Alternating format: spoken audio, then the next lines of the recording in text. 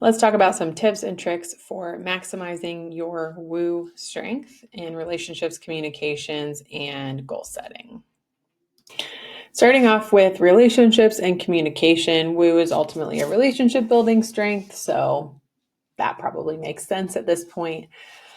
Even though you have a ton of people that you know and are connected to, you have this skill and ability to make people feel special or like they're part of a select crowd because when you are with them, you are with them.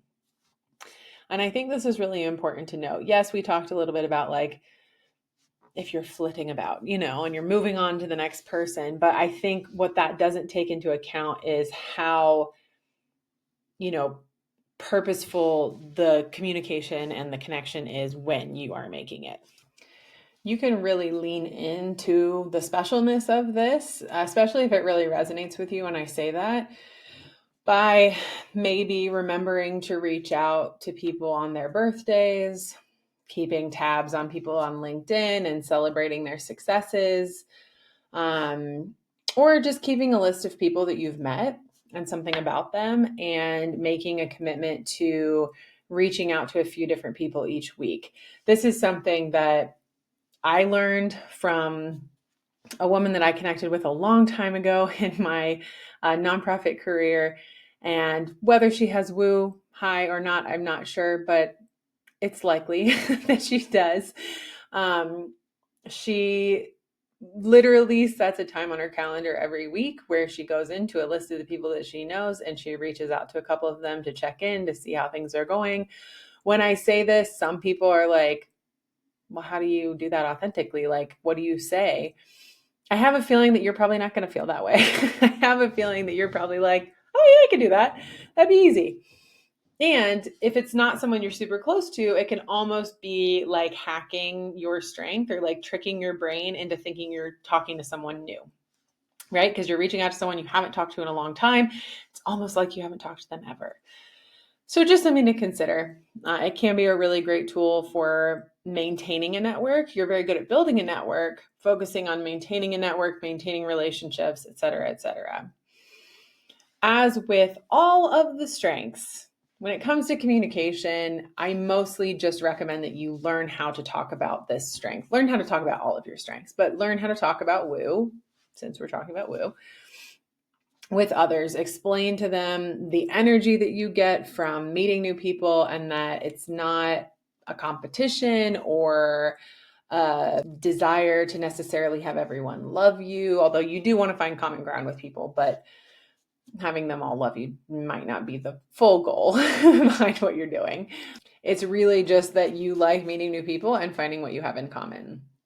Now, as the child of someone who has woo very high, one of the things to keep in mind is that if the people around you don't have woo high, it may be really unenjoyable for them to go into new environments and meet people. And I think this is why, going back to what I said in the life video, I believe, around, and in the work video, around like you, because you enjoy this so much, you can actually be really good at like, let me put you under my wing. We're going to go around and talk. And maybe that person doesn't have to talk that much because you are, or maybe you're good at helping facilitate that. But just make sure you're supporting. I think the worst thing you can do in terms of relationships is take someone who does not feel the way you do about meeting new people to like a networking event and then just like abandoning them.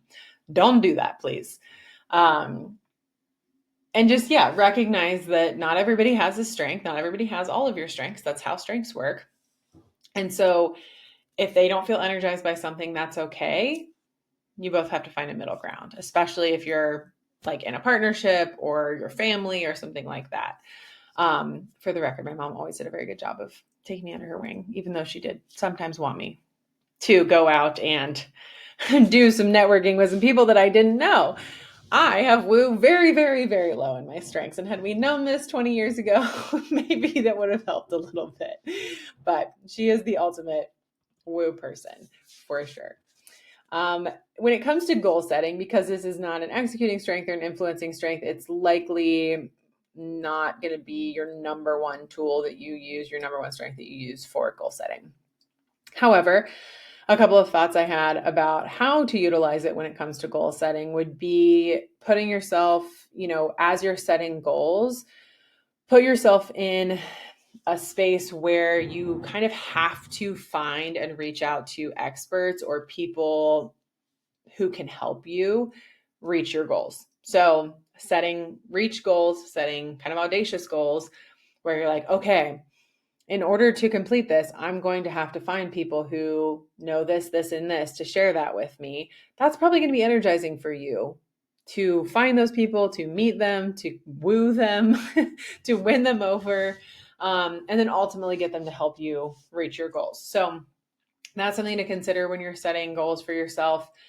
I would also say if whatever goal you're setting does not inherently lead you to being in rooms with new people frequently, what you can do is, as you set milestones and benchmarks, when you achieve those, maybe reward yourself with opportunities to meet new people. So like, if I achieve this thing, I get to sign up for this conference. If I do this, I get to go to this happy hour or this networking event or whatever it is for you, right? Whatever the environment is, use it as motivation, use it as reward, rather than it needing to be inherently infused into the actual goal setting process or the goal that you're doing.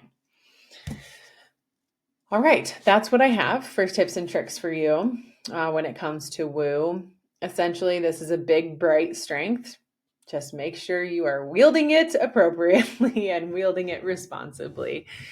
Hopefully this is helpful. Again, if you really want to know more about how woo shows up for you as an individual, because some of these things maybe don't resonate with you as much, great.